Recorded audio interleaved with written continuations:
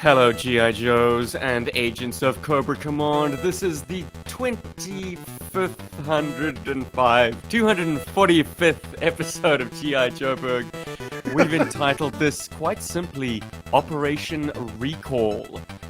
Those of you in the know probably know exactly what I'm talking about immediately after dropping that code name. But if you don't know, we're gonna drop the knowledge bombs on you. And by we, I refer to myself, Steve, my brother in crime, Paul, the deadliest pencils in Johannesburg. Hello, everybody. And Rob, the loving scoopful down south in Cape Town. Hey, buddy. Hey, welcome to another one. 425. 100 alive. And 11.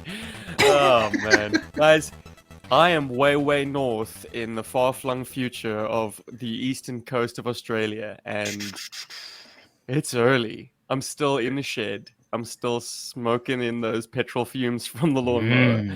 I'm still in danger of having the pool pump suddenly surprise me and go...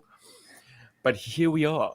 And we're talking Operation Recall because it has gone live. We said we'd tell you, and consider yourself told, your opportunity to get your childhood dream figure realized into plastic by the original GI Joe Hasbro employee creatives has arrived. They're open for submissions. So right at the top of this podcast, before we get stuck into the content of the show, I'm going to urge everyone to go to operationrecall.com and you will read everything you need to know about the creators involved, the detailed process that the first Operation Recall figure has had under the incredible stewardship of Carson.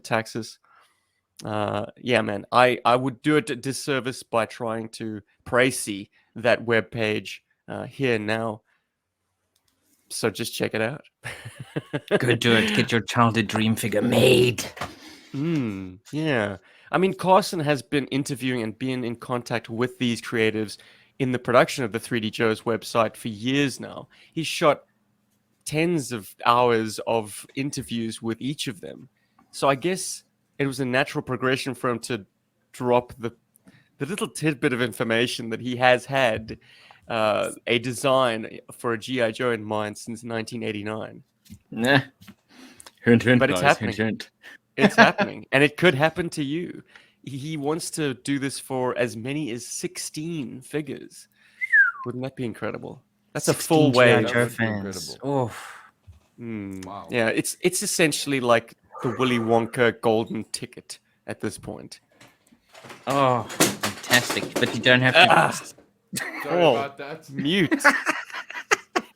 Paul is doing some furniture removal. Things He to is- just fall off the shelf. He's too excited about getting his no. figure made. No. What just fell off the shelf, Paul? Uh-oh. Was that the My raven? trap, which is a little bit spooky, I'm not going to lie. That is spooky, I missed- but at least it's not a Joe. I missed that. What fell over? Is An Ghost exciting Trap. fact. My ghost trap. Ghost Yeah. trap. That's a pretty Yeah. hardy piece of equipment, isn't it? Yeah, no, it is, totally. And it didn't damage the floor, so that's a good thing. Hey.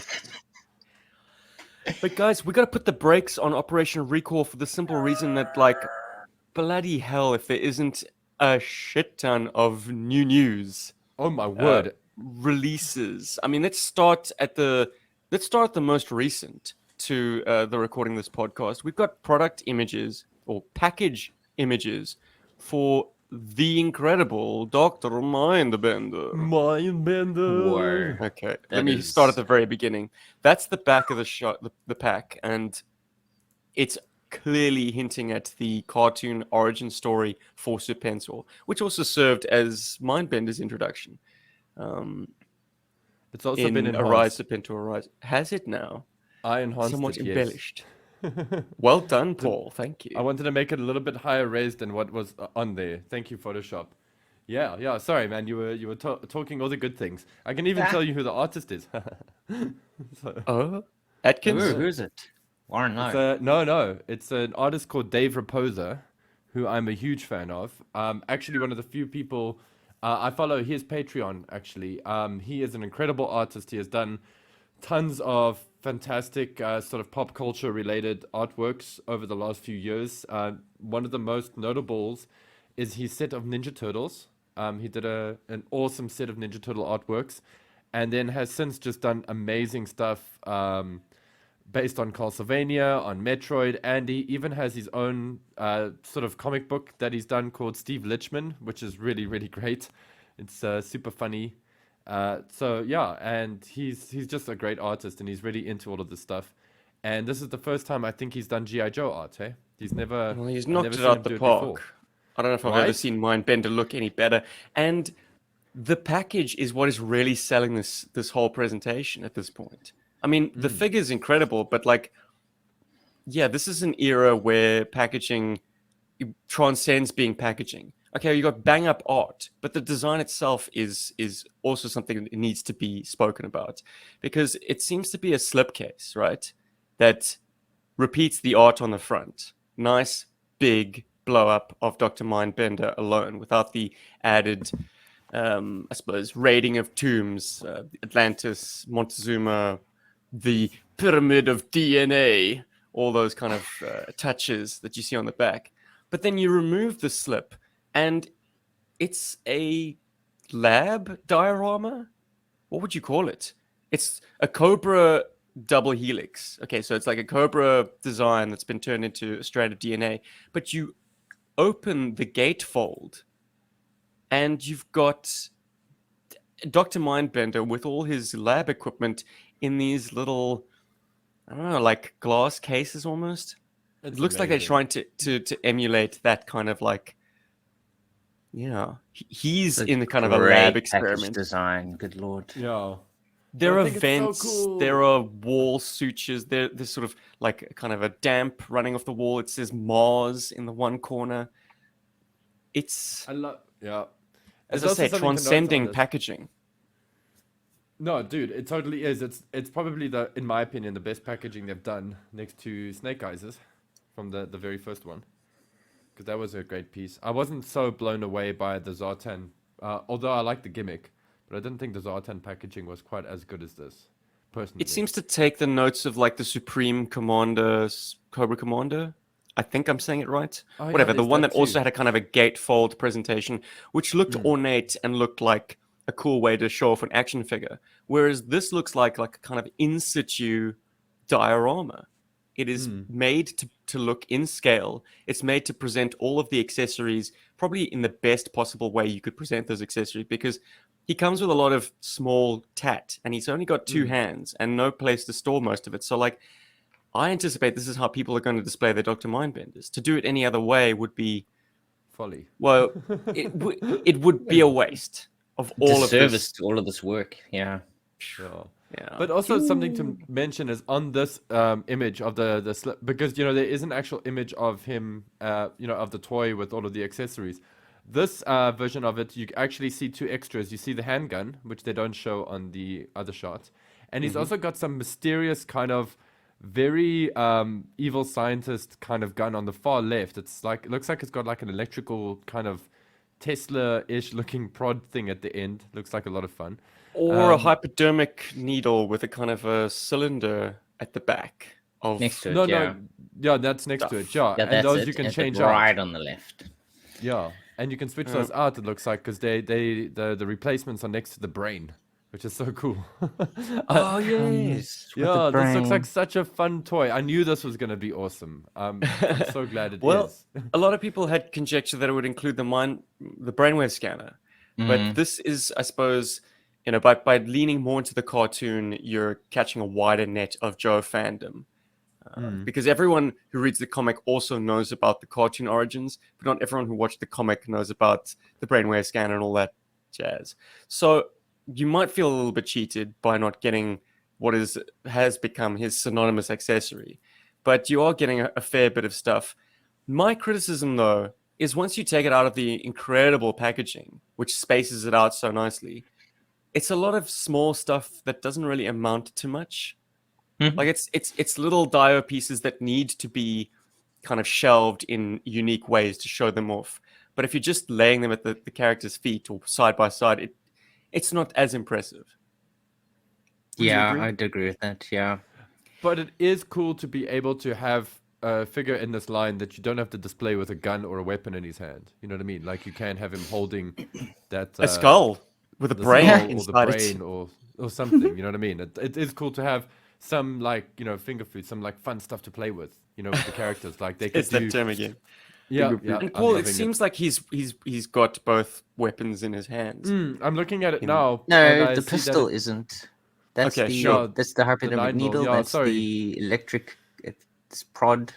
Yeah, you're Thingy. right. Is it a holster on his right hip? Maybe it's in there. Yes. Maybe it's in there, yeah. That would make sense. Sorry, guys. I mean, these images came out quite recently, and I just quickly grabbed a few, and I was like, oh, this one's not high res enough, because I wanted to show a small Easter egg on the box.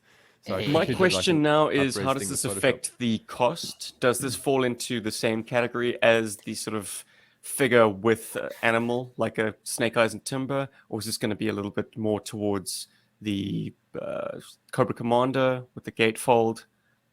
I don't know. I don't buy this stuff, so I wouldn't know. But if you guys have any conjecture on the topic, I'm all ears. I'm hoping it's going to be I'm hoping it's going to be cheaper than I'm hoping it'll be the same price, if not cheaper than the Timber Snake Eyes set, because it's more or less it is less plastic, to be fair, but there is lots of tooling, so it's difficult to say. I mean that Timber Snake Eyes thing, that's like 2 figures in the box, so it feels a little bit wrong to make this the same price. I don't know as that. But then He again, always is. we're not Bart, in he that. always is. We're not in the business of toy making.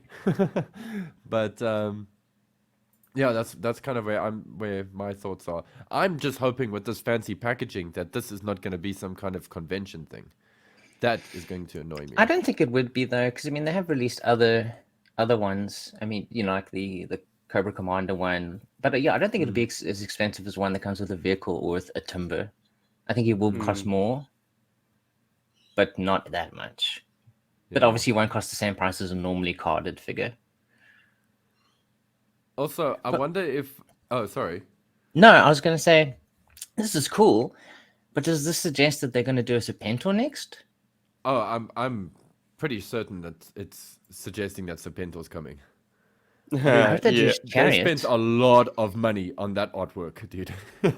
That's a lot of money. That Yeah. for it not to mean something, and also this line's back of the box art has been pretty prophetic in a lot of ways, or should I say, fairly indicative of what's coming next, Or and of some yeah. interesting pivots.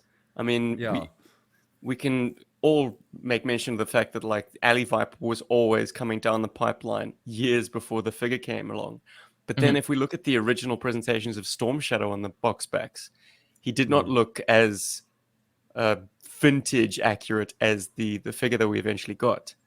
Yeah. So yeah, I mean it's an interesting cross section into where the line has gone from its kind of inception and the early concepts, the very kind of Operation Blackout roots, to where we are now, which is like, this is absolutely full on love letter to the cartoon, no holds barred. Dr. Mindbender in his most classic presentation. And I want to draw your attention to this little piece here as well. Boom. I'm just gonna... this has been enhanced by Photoshop over the images that were published on Facebook by In Demand Toys by somebody else. I think it was Surveillance Port. So thank you, Surveillance Port, via In Demand Toys. And on the bottom right, it looks like there's like some kind of a diver figure that's helping Mindbender out. And I wonder if it's difficult to tell because this is so smudgy and we don't know where they're going with it. But I feel like this might be our first glimpse at an Eels or at a Hydro Viper, but most likely an Eels. That seems to be the most rational. Of the two, it's more likely to be that, or it could just be Baroness in scuba gear. Diving I was gear. going to Yeah, say that's also that. Destro. Oh, Deathstroke, because of the things on his wrist. It almost looks like his rocket launcher. In the Actually, comic there you go. book, telling of this same passage of history, the Raiding of the Tombs, it was Destro who was backing Mindbender up. The two of them kind of formed a unit to go Deadly after these alliance. various. Yeah, exactly. So I'm seeing wrist rockets, but that could just be an eel gauntlet. You're absolutely right, Paul. It's unclear. It's smudgy as But all I hell. But love, thank you. but I love that you suggested Deathstroke because I didn't consider that at all. And what you've said Well, if you look at actually has other- quite a lot of evidence behind it as well. Yeah, Destro's Oh. helping Mindbender out in the top left. Sorry, the sort of the desert tomb. Destro's Yeah. firing off a wrist rocket. Mindbender's brandishing a weapon. So they might be leaning to that. And then directly below that, you've got Mindbender, I think Baroness, and then Destro observing the lab scene. But yes, this is an And on the box, orgy you have for Mars. the eyes. Yes, This artwork, it's beautiful. It's I just got love lots of that fun even stuff. underwater, he still doesn't put like a wetsuit on. He's still bare chested. At least he took his cape off. Yeah, so, guys, have we said enough about this figure? I mean, if we don't want to chew up all our time speaking about one thing. I but, think- It's incredible. I think it's, mean- it's definitely a good addition to the line. well, I just another wonder- great addition, my lord. 3-0. They've done it again, guys. Fireflies coming down the Ooh. pipe. Holy moly. And I think the pictures speak exciting. louder than words at this point because, yeah, it just not only did they release an absolute belter of a figure, but they took some great pictures of him too, doing some cool poses, looking badass, coming with all the gear that you're going to need to blow shit up. But that Skeletor, he Berg. It would make sense. Transfixed, In reference to says- the guys raiding the tombs, yes. Yeah, No and dental Transfixed is like, what? No dental tools? Apparently he True. gave up on that. But this is a very good version. This feels like a very definitive version of Firefly. Yowza. The backpack, man, alone is just filled with detail. It's true to the original in a sense, in its shape and its Yeah. kind of basic silhouette, but it just fills in so much that your imagination used to have to do. He's got this incredible knife sheath on his forearm, which I think it's present on the original figure, but something that seldom gets any fanfare because it's such a small detail. But they've really made it a nice sheath that kind of goes into an armored gauntlet. Everything is just perfectly balanced. I don't know, man. Like, I'll never be a premium format figure buyer, but like if they shrunk this down to 3 3/4 inches, I'd have a hard time be passing. there. Yeah, no, they're like the bear, baby. I have a few. I don't want to say issues with this figure, but there's one thing. Let's I don't hear know, it. And I don't know if I should blame Bobby Valla for this or thank him for this, but one of the critiques he Bobby. has, one of the critiques he has for the classified version is that it comes with a roll of dynamite, you know, and he's like, "What is this? A Western film, you know, like a Western movie?" And I'm like, that has stuck with me because it's kind of impractical to carry dynamite like that around. It's just risky. It's just a stupid thing to do. And I don't know why. Paul, I you're a understand the Sunbow fish- guy. Like, nothing Yeah. says explosive quite as much as, like, these rolls of sticks of dynamite. Like, Dynamite. absolutely Wile E. Coyote territory. But, yeah, man, these are taking inspiration from comic books and cartoons. Which is kind of why I'm happy. I'm happy that they have them. I just would have liked to have seen them also include like an alternative for that. The sideshow figure, for example, comes with these two nasty-looking sort of warheads with that's being sort of improvised, as an explosive device. And I absolutely loved that, and I thought that was such a novel idea, and it was so refreshing. Especially now, I think that more now than I did back then. Back then, I was just like, that's a really cool accessory. Now I'm like, oh, yeah, that's actually quite smart of them. So that's like the only issue I have with this toy. Because everything Got a else bit of is a just, throwback element. yeah, everything else here is just gorgeous. Like the gun, I love that gun. I like the suit. The head sculpt is great. It's a winner. It is a real winner. Look, dude, you don't get a more tactical looking presentation than this. So you can choose to ignore like a rather archaic explosive device, or anything that goes boom these days is like people throwing Molotov cocktails at tanks just half a world away from us right now. So Yeah. like Firefly's that kind of guy. He'll use anything that does the job. Does the No, that's true. job. Does the job. Yes, and the Oh chop. Why gosh, not? it's early. Get your But job this does also speak to a point that I'm just gonna touch on, and it might become something we talk about later. But we all were children enjoying this line. A lot of us have gone on to actually serve and know a shit ton about weapons and combat and the real life stuff that GI Joe is trying to evoke or tap into. And those folks probably do want a more tactical, realistic bent to their collecting. But if you're still this kind of man child who's never been exposed to like the realities of warfare, myself, I'm speaking about, like, I still want to play in this fantasy land of like, my mind at 11, basically. Sometimes I want to forget about like the real deal, and be a little bit more fantastical. Yeah. So this is an opportunity to take Firefly in that direction, and he's the toughest one to do that with because he is absolutely functional and tactical and real. But let's and the terrorist, bad boy. Let's wrap up with some images of the new Super 7 stuff. There's even more Super 7 stuff. Oh, the reacts. Okay. The reaction. Yes. The So- Jurassic That's my Park, reaction. Stuff. So we've got I'm female kid. GI Joe cannon fodder. Well, they are engineers, right? They're kind of like an engineer corps. Combat engineer, yeah. Yeah. So As so it says this on the is. box, yeah. I did not see this coming because I cannot for the life of me place what cartoon episode this particular design comes from. But I do acknowledge the fact that, like, I wanted Tollbooth to have some laborers, to have some workers, to have some staff.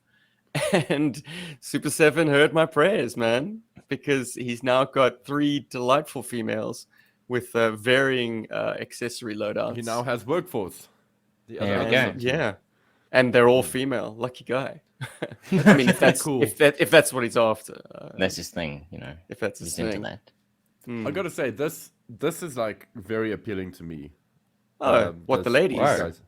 Hello No, there. never mind just the ladies, just the role that they serve, the combat engineer. Just having them for GI Joes is awesome. I mean, now we're finally seeing some stuff that you might want to deck your flag out with as well. You could have 2 or 3 of these guys in your flag if you have a flag, or in your GI Joe HQ, in the motor pool, Standing or- very stiffly.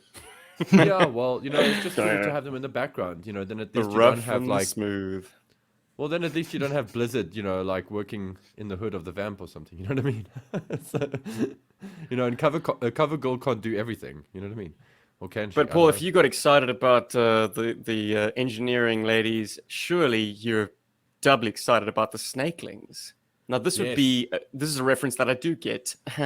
This is from Pyramids of Darkness, when Shipwreck and Snake Eyes infiltrate the Cobra nerve center underneath Enterprise City, and they don these kind of black overalls with gray undershirts and, like, I don't know what kind of hat you'd call that. Like a cold weather hat that has muffs on the sides. Anyways, the one that I'm showing currently, it's been said by commentators online that looks like it could pass as a Shipwreck in disguise. Oh, for sure. So it's only a matter of time before they do a Snake Eyes visor version under that cap. So With, you can have your or maybe do it as like a 2-pack or 3-pack, should I say? 4-pack with, with the or animals. 4-pack. Pack. Yeah, that's what I was gonna say. Like Shipwreck, the animals, and Snake Eyes. 7 pack. Ooh. Hey, maybe they could do like a whole. Wasn't train. There's a train that they're There's a on, train. and they have that random interaction with these guys, which to this day I still can't understand. I'm gonna have to watch the cartoon episode to get it, but yeah, dude, I just remember thinking that's so weird. What is going on in this scene, man? They had time to waste. Great And Snake? just like rules. they animated It's it, and they were like, "We don't have anything to say here. Can someone please invent dialogue for the scene?" But we've got fans in the chat already. Mark van Leeuwen says the ladies will find their way into his collection, stiff or not. Good, Mark. Excellent. I'm glad. But Mark is great at integrating the adventure people from Fisher Price. He's great with the Action Force guys, the 5 POA. Pally Toy figures. So yeah, his dios look gorgeous with a great mix of figures. So I fully stand by his comments. They will be very useful there, I'm sure. Well Yeah, received. anything else? They each come with a different accessory loadout, which I suppose is going to give collectors OCD in terms of getting them all, getting all the Gotta equipment. catch them all. Yeah, there's one that has like a acetylene torch, it looks like. Ooh. Yeah, Oh, and yes. goggles. Very nice. Well, And it's very cute that choice the figure for everybody. the Sorry. art. I mean, the art is great because like it's the same pose, but they just change the skin tones, change the headgear, and And change what's in the the hands? change the The little accessories. position of the hand goes from like I love that. That It's works for very me. funny. Beep. Beep. Bart's also reminding us that the Great Snake rules forever. Brilliant. Brilliant. It was on the tip of my Rosie. tongue. Guys, I think that's all the new news that we had to get new through. news. New news. Oh, yeah. Now it's time for Operation Recall. And as I said up front, check out the website. But basically, like, there's an incredible rogues gallery of original Hasbro employees, the creatives that worked on the line, from marketing, from file card writing, from design, illustrations to engineering, all the guys, except there's one notable exception that's been, well, he's in the grave, unfortunately, but Hector Garrido. But the gentleman on art chores, and his name escapes me right now because I'm not looking at the website. I think it's Ed Morrill. But in any case, check out the website. I can't say it enough. 1989, a young boy called Carson Metaxas had a dream, and that dream has come into plastic fruition. Paul's These got the will wheel be- of names up. These will be the most like I don't know, like canon custom figures I think you could possibly own. You know, they're part of GI Joe because they're created by people who worked on GI Joe. I mean, it's as close as you can get to getting your character into GI Joe. It's so, Exactly. so cool. Now, Paul, did we have some responses from the Berg Force by any chance? Oh, we did. We had quite a few, actually. We have... Okay, so the task this past week was to submit or pre-submit your suggestion to GI Joburg. The three of us went off and made our own, as did the GI Joburg Berg Force, and we're looking at some right now, I guess.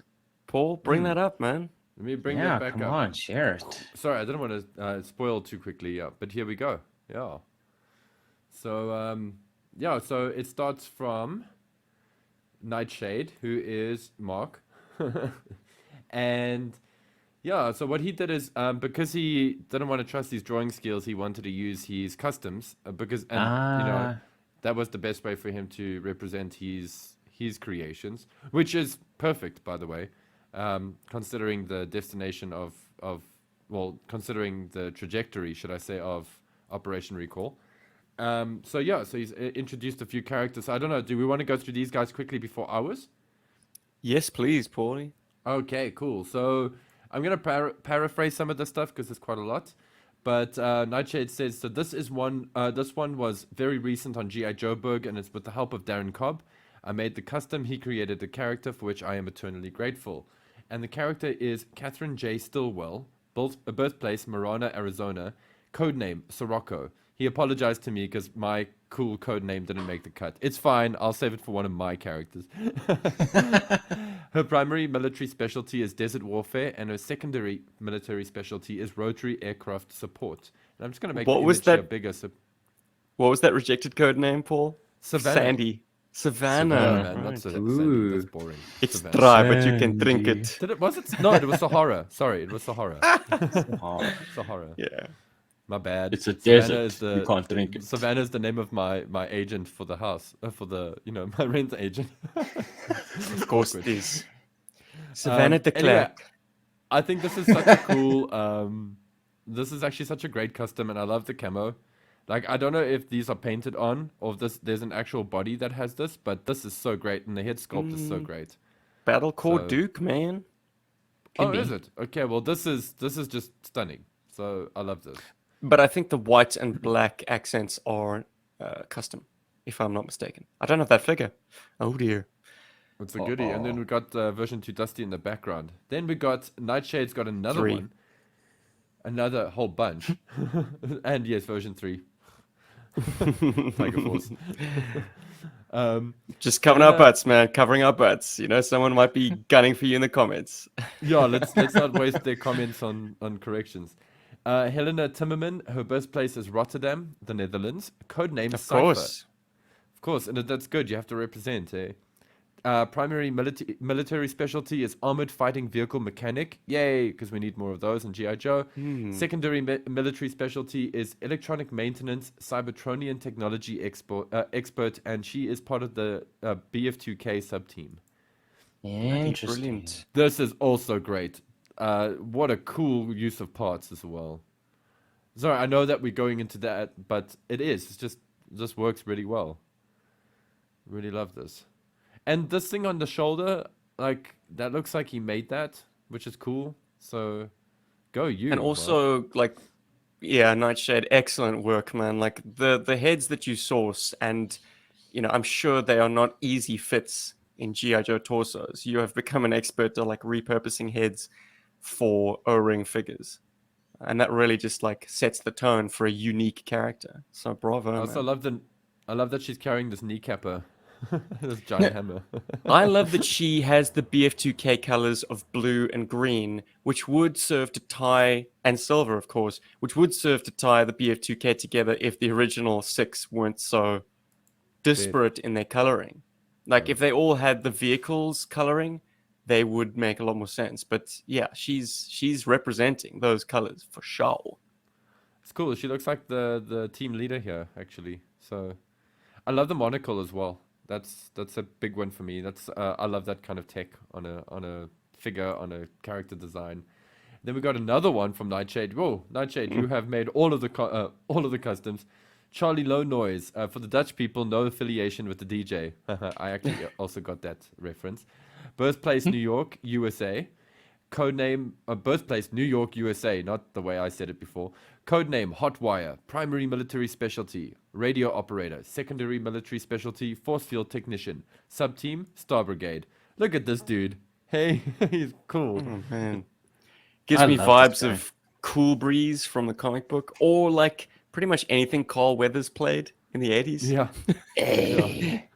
It's Apollo Creed or Dylan, you son of a bitch. What's the matter? CIA got you pushing too many pencils? Oh my god. Oh, by the way, this is not just pointed at Mark, but it just so happens that he's sent us many more submissions. But there is a cap of 3 submissions per person with He's Operation gonna have Recall. to choose Yeah, between you're gonna all have of to- these. I should have told them that. Kill some of your darlings, I guess. But please continue, No. Paul. Well, I'm just going to show some of these pictures then quickly. So here's a guy he's created whose military specialty is military police, and his code name is Ordeal, which is actually pretty cool. I think it's a cool code name. Fun, and I love the Nice. baseball bat. It's a great backdrop. Great, the And crazy then ordeals to do with all these another damn one, soldiers. and this not It could be a following hardball the V2 rules. as well. It could be as well. Yeah, totally. And then this is Nightshade's oldest custom, which is I just want to get I think it's Saturn is the name of the code name, but yeah, it's heavily inspired by Cover Girl. So that's also It's pretty rad. amazing. That's, It's Ninja Ninja Force Force Scarlet's Scarlet's head, but with Yeah. blonde hair. Beautiful. It looks like CoverGirl's torso. I can't place the arms, but they're generic enough. And then Shipwreck's lower body. So the belt, no, Yeah. it could Isn't be Cutter. Probably Cutter. because I see a Lower little bit legs. of paint is scratched off there, and it's not the right blue for Shipwreck, or I could be wrong, and it could just be photos, and how they. Bloody Dude, brilliant. I'm sure he will. Ordeal is a girl. Oh, I'm sorry. Oh, okay, yeah, now that makes sense. Sorry, Ordeal is a girl. I can see it now. I'm He's so gone sorry, through Mark. another bad. ordeal now with you. But that's something I have actually appreciated in most of these customs, especially with like Ordeal and with Sirocco, is they're wearing fatigues or in this case body armor, so you can't tell that they're women because of boobs. So this is actually a very well considered outfit. There are a lot of people that I think would appreciate that kind of design. So that's great. Yeah, I must say Cool. I'm not 100% sold on like massive cleavage busting out of the top of an action figure's It's like body armor. yeah, it's Yeah. unnecessary. You know, they're another cool character to play with. Then this is one from Buttface, or should I say two? It's the Gorgon Team. The Gorgons are a Ooh. female fatale echelon of Cobra Command, selected and trained by the Baroness to handle problems that Cobra views as potentially delicate and extremely dangerous. Gorgons have to complete a specialized Viper school, speak at least 4 languages, my word. Polyglots, huh? Know how to run 9 miles in heels and thrive under the personal tutelage of the Baroness herself to become truly lethal in any tactical or social environment. And this is what they look like. And this artwork is courtesy of Hans Chow. Amazing. Okay. They're not wearing their high heels in that shot, so I don't No. believe that boast just yet. But it seems like both Mark and Buttface have approached the problem of getting some more female representation from different angles. But it clearly points to a palpable need for more ladies. But I Yeah, wanted we to say definitely need more when ladies it in this comes to one. Mark's customs, it seems like he doesn't need the original Hasbro creatives behind him because his figures already exist. They are Exactly. living, breathing customs. And I don't know if even the original greats could do a better job. So hats off to you, sir. And I think it would be cool if Buttface and Hans Chow actually post these on Instagram and on Facebook, so people can check out these file cards. Otherwise, the Berg Force, you can always jump into the Discord and check them out for yourselves. Look, 'Cause there's if a these lot to guys go don't through here. post, I might just do it for them. If with your Definitely. permission, of course. No, we'll credit you definitely, but the world needs to see these great submissions. Ryan Sweeney's also coming in with a custom because it's a stronger skill for him than drawing. Just so the audience members know, guys, I did specify that you didn't have to worry about art because we're not sitting here critiquing any art. We're purely looking at the coolness of the character. Okay, so but boy. at the same time, you know what? Put your best foot forward. If you're good with this kind of thing, do this kind of thing. I'm done with that. He's come up with this character that has a very strong mystical vibe to her. She's wearing some black leather. She's got a cape. She's got some purple eyes, purple skin going, it looks like. She is a she. Yeah, she's a she. Once again, man, we're addressing that need, that palpable need to like get some more girls. Cool. Totally. And also, she's got a great kind of voodoo, Santa Maria kind of vibe going for her. And her codename is the Enchantress. Her specialty is black magic voodoo. There we go. Just for the record, I'm not putting Santa Maria and voodoo in the same boat, just so we are clear. I'm just trying to, say that they're both mystical. Anyway, affiliation. She's with the Dreadnoks, which is rad because the Dreadnoks need this kind of character. I'm actually surprised this kind of character doesn't exist already for the Dreadnoks. And her background. I'm just gonna go through this quickly. Josephine Laveau, a resolute practitioner of voodoo and black magic, or the dark arts. She was known as a healer and herbalist in New Orleans until she chose a dark path and became a voodoo witch. Ooh. She gained the name Enchantress from casting spells over the powerful men in the New Orleans area, using them to gain power and fortune. I like this. If these men were lucky, they would quickly die, though many suffered through long and painful deaths. People say that the magic she uses turns these men into living zombies. Anyway, the Enchantress is a woman you do not want to cross, and if you do, you will pay with your life. She crossed paths with Zartan after finding him in the swamp, close to death after an assassination attempt by Cobra Commander. Damn that Cobra Commander. The Enchantress used her black magic to heal Zartan after he promised her gold if she helped him. The Enchantress planned to take Zartan's gold and enslave him, but ended up falling in love as he did with her. Aww, that's sweet, actually. That's cool. Now we need a romance. Zartan needs some love. Now they rule the swamp as king and queen, planning revenge on Cobra. Ryan, this is rad. Thank you so much, man. This is so cool. I actually might want to draw this character. I'll see. I'm going through all of these. Oh, and now we got something from the Bob Squad.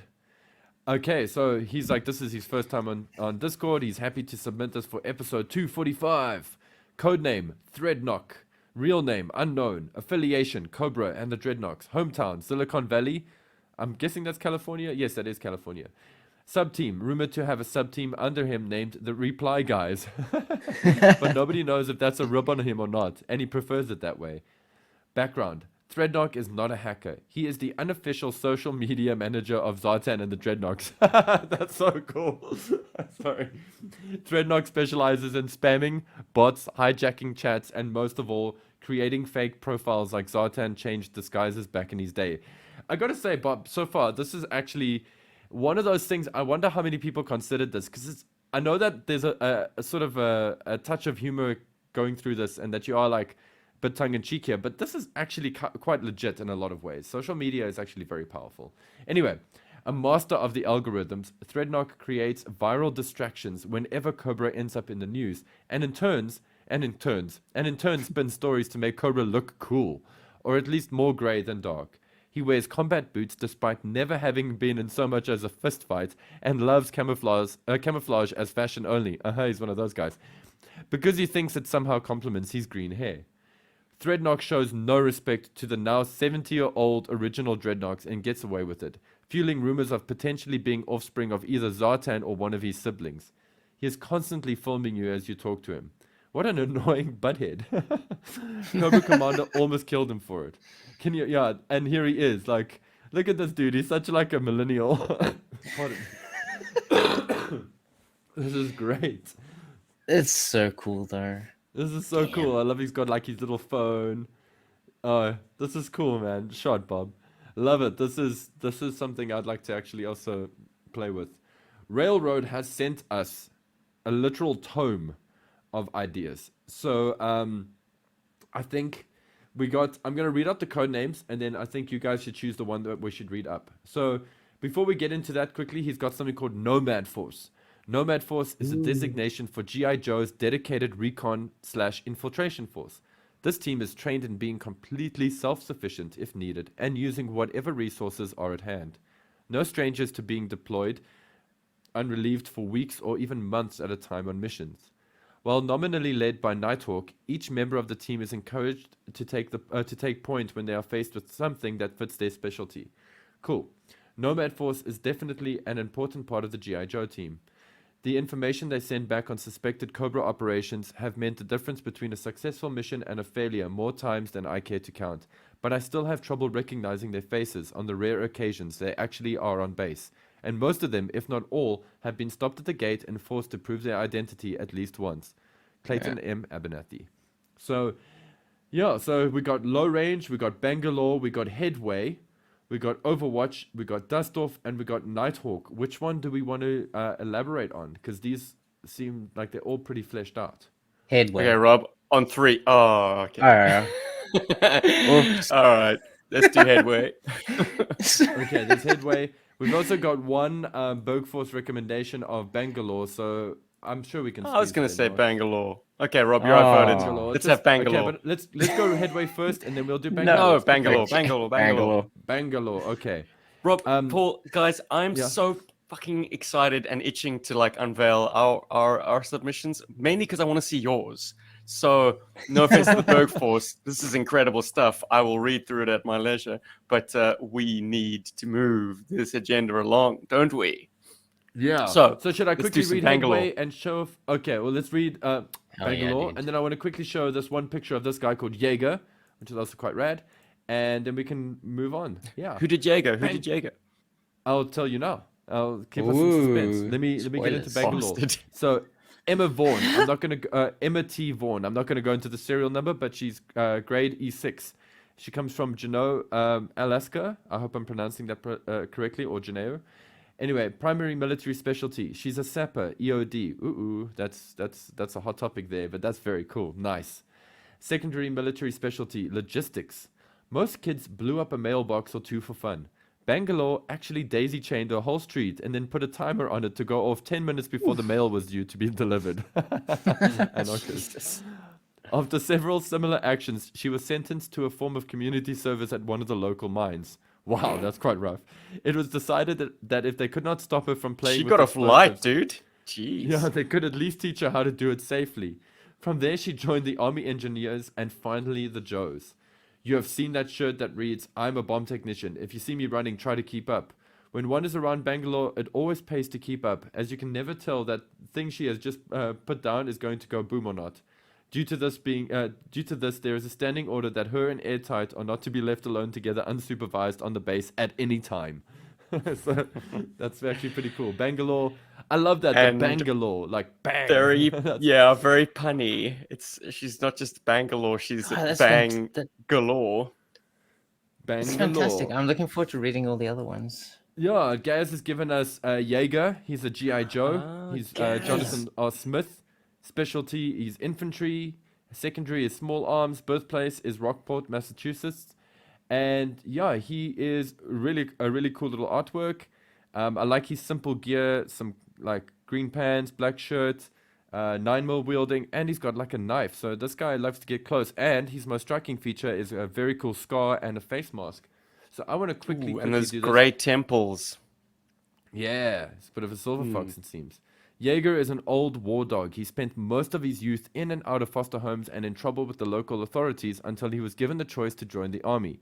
There, he still had some issues that would see him drummed out of the service if it wasn't for his natural instincts and his ability to defy the odds. Graduated Ranger School and Special Forces School and is qualified in all NATO and Warsaw Pact small arms. There we go. Can you believe this guy actually volunteered to go to the slaughterhouse? So yeah, that's very, very cool. And then Transfixed has given us two characters, which are lovingly put into file cards. And the one is called Deadcord, and he's a sapper. That's a cool code name. And the other one is Downrange, and he's a range master. So And they look like he's made customs of each. exactly. Which awesome. This guy looks so awesome. cool. So I think we're gonna have I feel to post like these on our people put a social lot more media, effort into facial this media. than I did. Pardon It's me. crazy. It's actually well, gorgeous. It's part of the So- appeal, I think, is sometimes just being a little bit rough around the edges, shall we say. The way I'm going to get Yeah. away No, with for it is sure, by dude, saying, for sure. like, I want to try and convince the panel, Kirk, Larry, everybody, that this was a submission from an actual child back in the day, That's i.e. going to be me. incredible. Got one other file card submission, though. This one comes from our buddy Troy Smith. He basically did his wife, I presume. Codename Heifer. She's a combat nurse. Heifer meaning boss or boss lady in Spanish.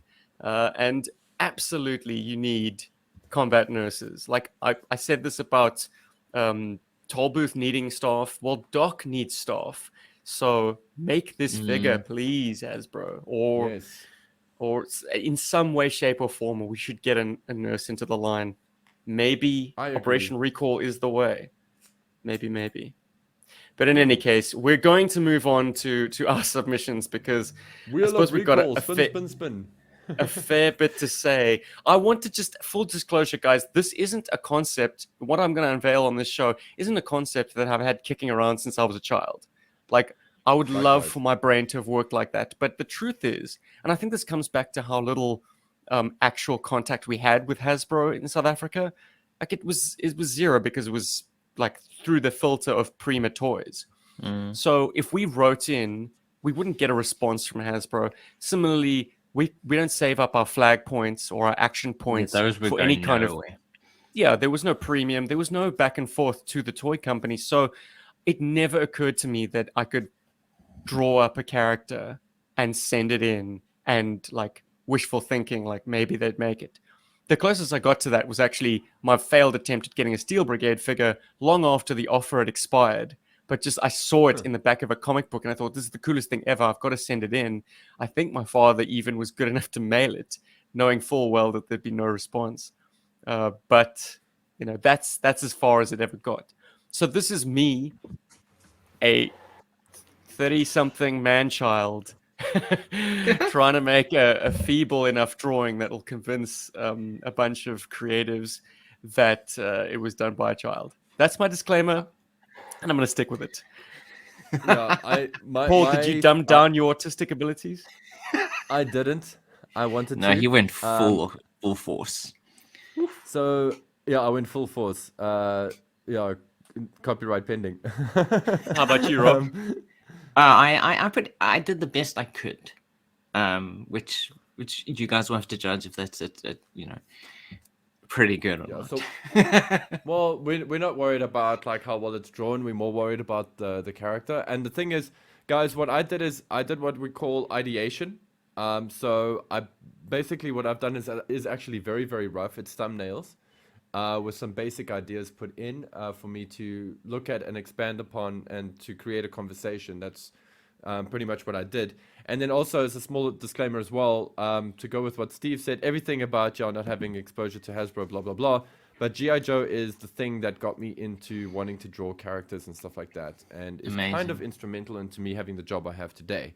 So, yeah, I drew GI Joes and characters and superheroes and stuff as much as I could when I was a kid. Although I can't honestly remember any of the GI Joes I came up with as a kid. They were probably all ninjas or something stupid and shot fireballs out of their hands.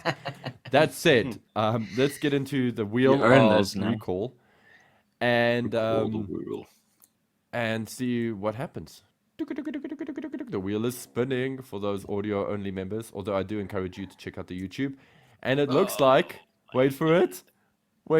Steven! Guy with the heaviest trepidation is now going first. Okay, so I'm going to remove your name from this because I suspect you're going to speak about all of your characters in one shot. So let me go. Hell yeah. Cool. And Steven, show us your stuff.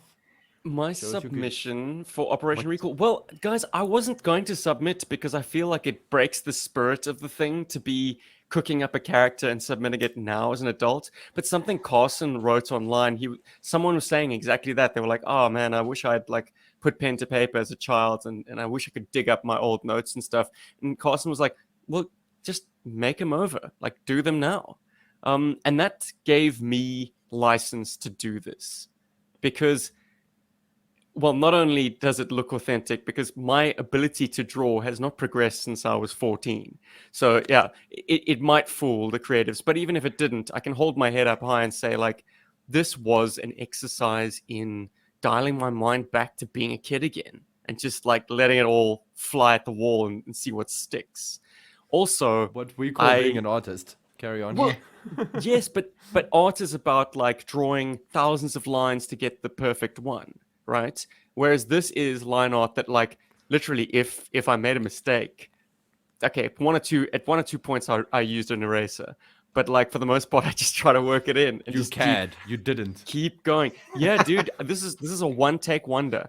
Destroyed art. I kept thinking to myself I was gonna crumple it up and chuck it in the bin and start again, but no, like I just kept chipping away, like working at the original until well. Yeah, you will see. Here we go. Something came out. I have always enjoyed, this is a Cobra character, and I've always enjoyed the fact that in the Cobra ranks, there is progression. If you start out as an eel, you could then specialize and become a snow serpent. If you started out as a stratoviper, you could become an astroviper. But the same thing happened like between the Battle Android Troopers and the Bats V2, and then more interestingly, between the Toxo Vipers and the Toxo Zombies. So you start out as a Toxo Viper and ultimately you become a undead like monster. So I went with the ultimate sort of synthesis of these ideas, and I made Cyber Zombie. Wow, your drawing is actually not okay. I'm gonna zoom. I wrote up a brief file card, which is naughty of me because that's Larry Hama's stomping ground. So that I hope if this ever gets any consideration from the guys, I hope he doesn't feel like I'm stepping on his toes because obviously he would do it. Do we have to draw it like a child? By the way, shut up. No. I'm not a fan. I'm not draw it like, however you want to draw it. Okay, I'm sure there are an entire gamut of suggestions. I'm sure actual children will submit. But by the same token, I'm sure actual, jobbing lifelong artists. GI Joe fans will submit it because it's a dream of not only children but of people who've ever been a GI Joe fan to have a figure made. I don't think you can limit it to children. Codename Cyber Viper, trademark. Cyber Shock Trooper. Cobra science has never operated within the limits of petty morality. If it can be done, and you can get it past the financiers, then your wildest fantasies can become a reality. When the opportunity arose to enhance the undead Toxo Zombies, trademark, with cybernetic weapon systems and targeting computers, Command quickly gave the green light. And then there's a quote. You'd think it would be super expensive to reanimate a fallen Viper, integrate it with battle android trooper parts, and send it back into the field, but you'd be wrong. These guys are completely recycled meat and machinery, with slightly higher intelligence than bats, and practically the same tolerance for battle damage. They're cheap, nasty, hard to kill, and detrimental to everybody's morale. Ladies and gentlemen, I present to you Cyber Zombie. And Dude, that is I made rad. him a hodgepodge of recycled parts because that is exactly the spirit Overkill. of the figure. You've got Overkill's optic overlaid onto these Toxo zombies, kind of mutated, dead head, scarred up. You've got Battle Android Trooper arms, complete with the removable weapons port. You've got a lot of Overkill's lower portions, a lot of I see. Toxo Viper V2's body armor, but with a few interesting additions. Like, I wanted to make the weapons all unique, like things that we haven't gotten with the Battle Android Trooper, but I wanted it also to be compatible with the claw, the flamethrower, all the existing weapon attachments. So we've got, dude. in no particular order, we've got like an M249 saw attachment arm. So that's a sort of light squad machine gun. And then you've got Buzz's saw, which is the second attachment arm. I mean, a chainsaw is so totally a Battle Android Trooper thing. It should totally be an attachment for the classic Bat. But hell here we yes. are. Let's finally get it. And then the third one, I got creative. If you can imagine, for those of you just listening to the audio, the Talking Battle Commandos Cobra Commander had a dual rocket launcher with a bit of a shield, basically. So it's that. It's a launcher, like a rod that two missiles can attach to. And then there's a bit of blast protection behind that. And, And where does that store? Like, well, that becomes a backpack oh, that's clever. that stores the additional weapons, because just like the Battle Android Trooper, you've got to store your equipment on your back, right? But Yeah. the original, like, I can't even say it's a weakness with the original Bat design, because I think the original Bat design is perfection. But wouldn't it have been better if one of the weapon attachments also doubled as a backpack? Well, this is my solution. That blast shield kind of form fits onto the figure's back, and the rocket rod kind of flips up for storage, and the weapons obviously sit on alongside that on various ports. Yeah, that's how I get around the engineering there. There's some Bart added. asks, is there an attachment for the Baroness? Well, Bart. if that port will fit, I'm sure you could attach the Baroness. Oh, I jeez. didn't think that's what he meant. Do you use the back plug though? Dude, I love your drawing. Sorry, just Thanks, before pal. you get some steam again, I dig it. Well, I copied a lot. These of are a lot course. of elements that I'm taking from existing figures, but I think the symphony of them makes something unique enough and represents exactly what this guy's all about. He is a hodgepodge of existing weapons and equipment, pre-existing, like, deceased material that you've just assembled a la Cobra style into a shock troop. They are essentially the most cannon foddery of cannon fodder, and they're cheap and nasty. But if you really want to get crazy with the engineering, just like Overkill, I want a flip open chest panel that really reveals dual sort of mini machine guns. But those are always fun, so who And can blame you? Yeah. if it can be done at this scale, man, a tab on the thigh that flips out and reveals two grenades, like launchable, not launchable. They won't be removable. They'll be a molded piece, but I would love for them to be just a little bit of added detail to the thigh. I always loved the fact that Overkill has a flamethrower built into his thigh, but there's really no clear, discernible way of seeing that unless you read the file card information. So Nice. on this figure, to actually have a hinged door that would reveal a weapon detail, would be kind of cool. And I did colorize him a bit. Oh wait, I keep flipping the wrong direction. Poorly. What the hell is that thing? Anyway, Oh, that thing that. hanging from the wire. God, that Real just life looks like bat. nightmares are made out of that shit. Anyway, carry on. Well, since you mentioned it, yes, guys, it went away this weekend past for a little family getaway up the coast. Came back, and hanging from the power lines above the house was what they call a flying fox, which is just basically a giant demon bat. And we're like wondering, when's this thing gonna move off? Turns out we saw flies emanating from the head later on. It was dead and still hanging from the What? power line. Yeah. So Kim got Shame on it the got phone electrocuted. to. Well, no, I don't know. It was not earthed, so it was its time, and rigor mortis clearly set in, and it was wrapped around that cable and just waiting there. It was like a Mexican standoff. Wild. Is the power company gonna come with a cherry picker to remove this thing, or is it gonna fall to the earth and us have to deal with it? Well, it fell to the earth, and oh, horror of horrors, guys! It stank to high heaven. We buried it in the Sure. backyard, but this thing it's the stuff nightmares are made of. It flew directly out of hell to torment us. These things are my personal nightmare. Ugh. Anyway, from real life bats to fake life bats, I colorized him, I guess, in the same vein as the Toxo Zombie, with that hot pink under armor with the green over the armor. I did the face a little bit too dark. I'd like him to be lighter. But here's what I'd like to draw everyone's attention to. He's got a hidden feature in that I took inspiration from the Battle Android Trooper, the Toxo Viper, and Metalhead from Teenage Mutant Ninja Turtles, who has a kind of exposed brain cavity, but the brain is made out of translucent pink material.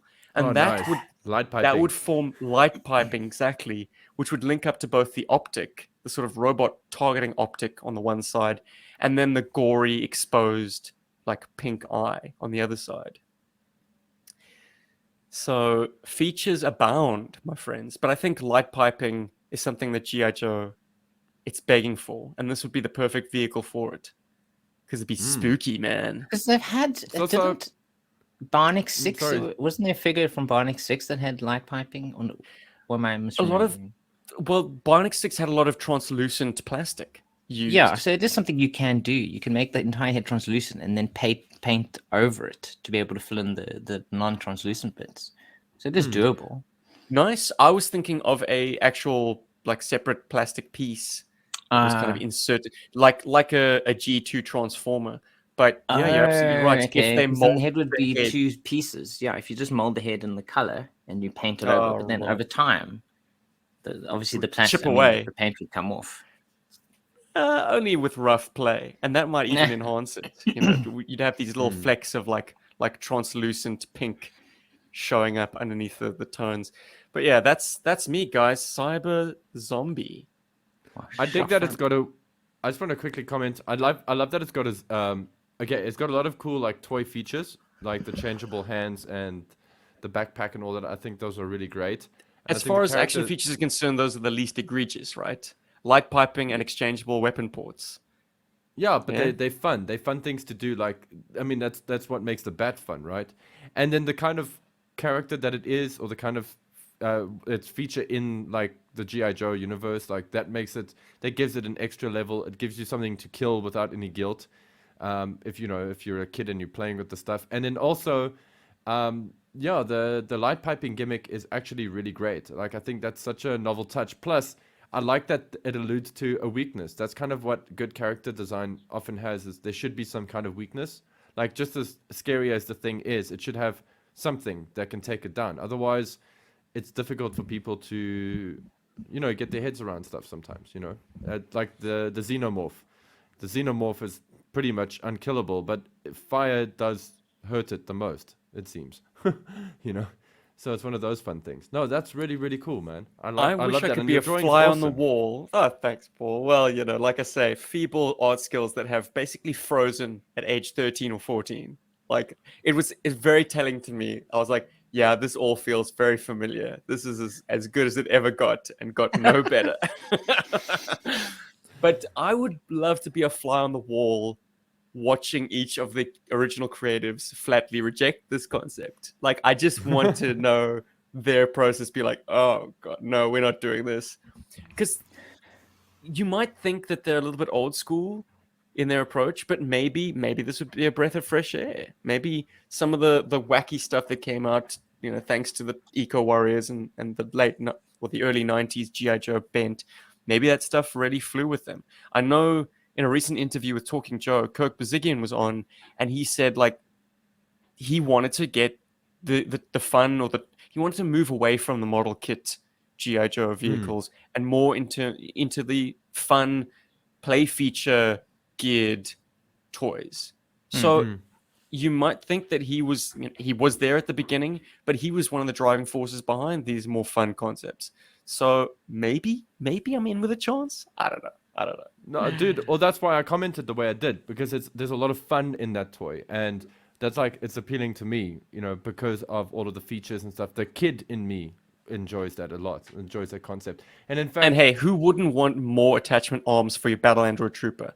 I made sure I colored those all silver so that they're compatible. there's integration there. Yeah, exactly. Oh man, cool. On that point alone, people will buy the shit out of Cyber Zombie. Come on, GI Joe there we go. fandom. Sell it, my guy. Get behind this concept. Anyways, that's enough from me. Over to you guys. Cool, let's spin it. Wee. Who's next? Tuk, tuk, tuk. It's me. Oh, Looks like snap. Yeah, it's me. Oh, Yay. shit. Okay, I'm just going to remove myself from that. Okay, cool. Let me start with this one. Very much in the same vein as your Cyber Zombie. This is a character called Flesh Wound, and he's a Cobra. So basically, this guy's an enforcer. He works directly under Cobra Commander, as in like he enforces Cobra Commander's will upon everybody in Cobra, especially now that Snake Eyes, that Storm Shadow is not part of Cobra anymore. He needs somebody that can also act as a bit of a bodyguard, and so he gets this guy. And who this guy is actually a bit of a... Thank you, Buttface. So what this guy does is whenever there's some kind of whisperings of some kind of traitorous action, whether Deathstroke or whoever it is like talking ill about Cobra Commander, the enforcer, that's his job. He's in everybody's business, and he will take them out. The other thing is that the enforcer is actually cobbled together out of the parts of the late Serpentor. So Mindbender, so what Cobra Commander does You guys is are working on the same wavelength, wow, or similar wavelength. Yeah. Reanimation. Well, yeah, you made the commander. I made the underlings, I guess. So what happened is, as a final FU to Serpentor, Cobra Commander tasks Mindbender, and also as a warning to Mindbender, tasks Mindbender with creating this enforcer, which is it's a reanimated Serpentor that is so laden with control elements that Cobra Commander can control, that basically Serpentor is consciously in there, seeing being abused basically by Cobra Commander, and doing the thing that doing everything he hates doing, because I wanted this character to kind of be like Serpentor has been defaced. Like he would execute Cobra troopers if there was any form of treason, any kind of treasonous whisperings or whatever, which is something Serpentor, as far as I'm concerned, wouldn't do. He would put them through a correct trial because he cares about his troopers because of all of his genetic material. He also has a either that or he knows how to play hearts and minds game. Exactly. You see, does Serpentor actually care, or does he just like to look good in front of the troops? I think he does actually care. Attila the Hun is famous for actually caring for his soldiers, for example, for his men in battle. He was very particular about that. He kind of saw them as like family.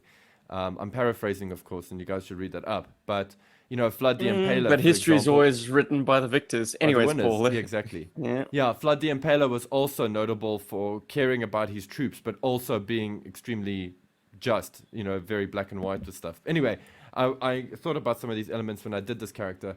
Then what I did, just for a little bit of fun, is I personally feel that they are failed clones of Serpentor as well.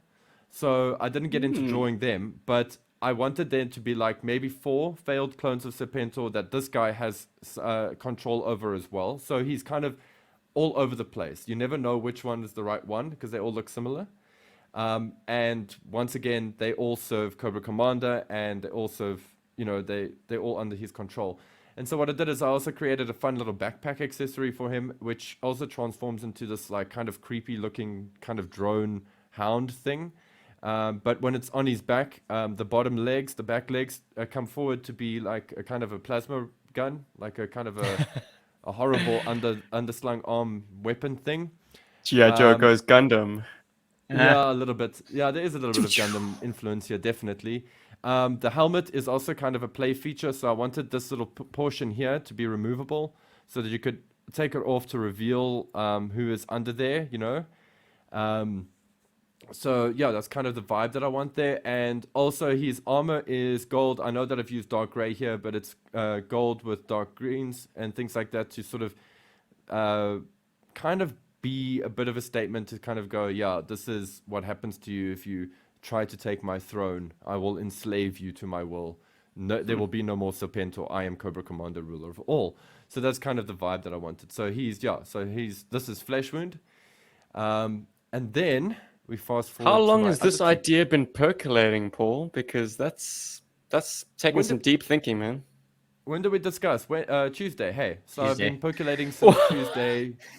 Yeah.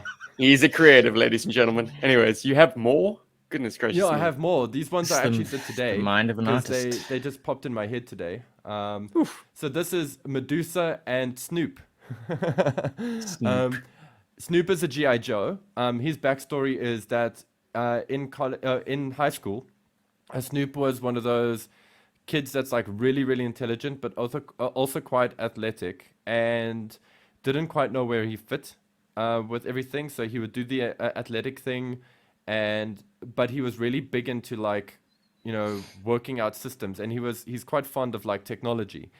And unfortunately, he was involved in quite a bad car accident where he actually lost the use of his legs and actually lost his left leg. So he's kind of mostly disabled from the waist That'll down. lose the use of a leg. Jeez. Yeah. That'll definitely So happen when you don't have it anymore. So what happened is, through this, he went through quite a bit of depression, and he actually used his intellect to hack into systems.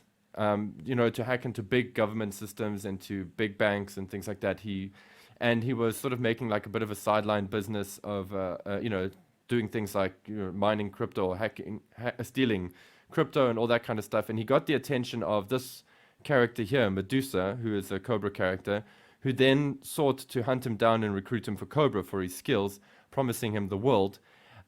He was then, he was then sort of protected by GI Joe, who also sort of intervened there and sort of said, hey, listen, you've got a rap sheet. This is what's going to happen to you if you carry it on with this, this lifestyle, whatever. Give us a chance to try and make your life better. And so he joins GI Joe, and while he's in GI Joe, he starts getting into things like the wheelchair basketball and stuff. Remember, he's very young at first, and he starts like excelling at that, and GI Joe really helps to create a path for him. And they don't use his hacking skills or anything like that at all. They just they're trying to give him a better life. And eventually he does join GI Joe as Snoop, and his military specialty is, okay, I don't want to use the term hacker, but he is an information specialist. So he can basically go in and crack any system. The thing is, he's not like a hacker, like he sits there and then he like types in a whole bunch of code and blah, blah, blah. He's actually very good at creating very hectic bots and very hectic like system destroying devices, which are all loaded into his drones here, which he can actually use to then take over vehicles, or he can break. They serve as his eyes. He can actually help feed the battlefield information. So that's Snoop. So I wanted to, and he's also got a fun accessory. His backpack, you can pop the 2 little drones on, or the 3 drones on. It's the 2, I just called them mozzies, and the little spider drone, and they can pop off from his back, and you can use them for stuff. And then I want him to just have 1 or 2 like sort of holographic elements on him. And and I just thought, hey, it'll be cool to have, this dude that, has had a choice between being part of GI Joe or Cobra and is actually quite badass. Which brings us to Medusa, who is a Cobra operative. It's actually, I had to smile when I saw the Gorgon team today, because I was like, oh, that's actually quite cool. And I actually purposely read their file cards because I was like, this sounds very similar to my Medusa idea. Because I also didn't want to read anything on the Discord until now. So the first time I've actually read them properly was now, but I had to quickly check out the Gorgon thing because I saw that word pop out. So what she does is, her backstory quickly is, she was one of the victims of the many sort of acts of terrorism that the Baroness committed when, in her early days. So Medusa's family was actually killed by the events that were set in motion by the Baroness in her younger days. And so she kind of grew up as an orphan and very sort of like Stockholm syndrome much? Yeah. She joins Cobra. Has she got an agenda? Does she want to kill the Baroness? She does. Eventually? She does want to kill the Baroness. Yeah, that's the whole thing. She does want to kill the Baroness. But what happens is she sort of as an orphan survives on the street, and in a very, like in that time, in that specific part of Europe, things were very rough. So she had to become very streetwise, very dangerous and whatever. And eventually she found herself into the arms of Dr. Mindbender, who acted as a bit of a surrogate, I don't want to say father, but sort of a surrogate to mother. her, like yes, I'm your mother, Medusa. And he actually trained her in terms of the genetic engineering and all that kind of stuff that he does. And so she's kind of been like his protege, and he's also kind of Mindbender's trump card, because she wants vengeance on the Baroness. So the Mindbender's actually kind of kept a secret. She's on the books. Cobra Commander knows about Medusa, and so she's a victim of Baroness's terror. She's also got a slight degenerative brain disease, or nerve disorder, should I say, that she's not sure where it comes from. There's a thought in the back of her mind that Mindbender has done it to her, because what happens is, to keep her loyal, Mindbender actually gives her a medicine that, she has to take like twice every month. It's like a thing that she has to inject to keep her nervous system and everything working. Otherwise, she's going to degenerate into like a mindless husk. And so she's actually dependent on Mindbender for that. So, Anyway, her battlefield specialty is battlefield control, or her military specialty is battlefield control. She is designed, her weapons and what she does is all based on genetics and pheromones. What she does is actually, she creates things that Cobra use to motivate their men to fight in battle. So pheromones that are dropped into their sleeping quarters, put onto their uniforms when they wash their uniforms and things like that make them think that they're invincible, and that they can do anything. And she can pretty much, in this situation, she can also manipulate them. She can kind of control them, not psychically, but sort of, she's got pheromonal controls that are hormonally. Yeah, she can control them hormonally. The same way that there's a tree in Brazil, I think it's called a cordyceps plant or something like that, that has a fungus that takes over the brains of ants, and then those ants will protect the tree. For example, it's the same kind of thing. It's like she can control them by letting out certain stimuli, and then they will do crazy things for her, like die for her or whatever. That's what they serve the queen. They serve Medusa to do that. So that's Jeepers. what Paul, she this does. stuff is strong, man, and you just farted it out today? Yeah. Oh my goodness. Very Very strong. literally, he was on the toilet. He was drawing. He was like, Well, we got a question from Bergforce. Bart wants to Yeah. know. Oh, wait a minute. Shit. Oh yes. Bart wants to know: does Snoop like rap music? I don't want to make that assumption. I think Snoop just likes music. He digs a good jam, and he loves them old school 80s and 90s jams. He's big into that. That's his vibe. He's not wheelchair bound in your presentation of him, No. which is great to sort of get him like cybernetic stuff. But you say that he lost the use of his leg, and his other leg Yes. is amputated. So Yes. did The he? one is he- completely a cybernetic leg. Yeah.